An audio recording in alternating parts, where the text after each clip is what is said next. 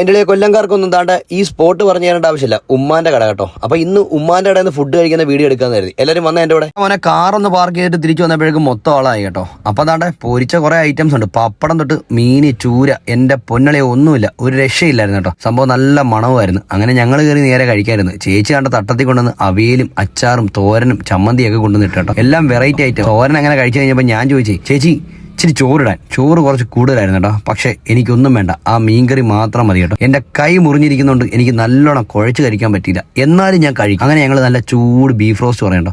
Beef roast എന്റെ മോനെ ചൂടെന്ന് പറഞ്ഞാൽ ഒരു രക്ഷയില്ലായിരുന്നു. ബീഫിനകത്ത് കൈ വെച്ചപ്പോൾ കൈ കിളന്ന് പൊള്ളുമായിരുന്നു. എന്നാലും ഞാൻ കഴിച്ചു. അങ്ങനെ ഞാൻ ഇക്കാട് പറഞ്ഞു, ഇക്കാടെ സ്പെഷ്യൽ ഐറ്റം ഒന്നും തോന്നില്ലായിരുന്നു. ഇക്കാണ്ട് ഉടനെ പേരയ്ക്ക് അച്ചാറിട്ടുകൊണ്ട് വന്നു.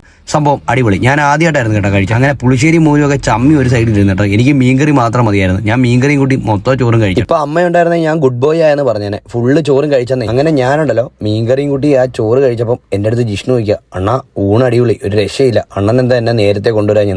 ഇനി നീ എന്തൊക്കെ കാണാൻ കിടക്കുന്ന മോനെ, നമ്മുടെ മമ്മൂക്ക വരെ പറഞ്ഞിട്ടുണ്ട് മീൻകറി കഴിക്കണമെങ്കിൽ അത് കൊല്ലത്ത് തന്നെ കഴിക്കണം, അതാണ് നമ്മുടെ ഐറ്റം. അങ്ങനെ മീൻകറിയും കൂടി ചോറ് കഴിച്ചപ്പോണ്ടല്ലോ ചുറ്റുമുള്ള ഒന്നും കാണാൻ പറ്റില്ല. അങ്ങനെ കാണാൻ പറ്റാത്ത ഗ്യാപ്പിൽ ഞാനൊരു ചൂര ഫ്രൈയും കൂടെ പറഞ്ഞു. നല്ല എണ്ണയിൽ മുങ്ങി മരിച്ച ചൂര അറിഞ്ഞു കാണത്തില്ല. ചൂര മരിച്ച സമയത്ത് ഞങ്ങളുടെ കയ്യിൽ അത് ഭദ്രമായിരിക്കും. അങ്ങനെ ഞാൻ തന്നെ മുരിങ്ങയ്ക്കൊക്കെ ഈമ്പി ഇല വൃത്തിയാക്കുന്ന തിരക്കിലായിരുന്നു കേട്ടോ. ഒരു വറ്റ് പോലും കളയില്ല എന്നുള്ളത് എൻ്റെ ഒരു വാക്കായിരുന്നു. ഞാൻ ആ ചോറ് ഫുള്ള് വാരി തിന്നു കേട്ടോ.